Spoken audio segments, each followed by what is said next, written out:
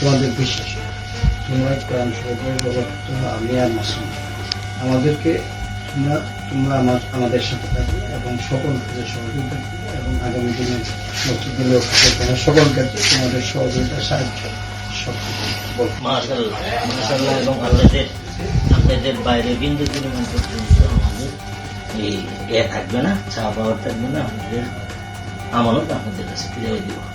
এই কোরআন শপথ করে বলছি আপনাদের বাইরে কোনো কিছু মানে কল্পনা করতে পারবো না। আপনাদেরকে যেভাবে মানে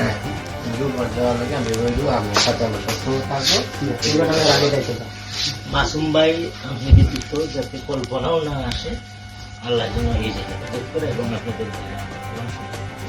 সকলেরই একমত।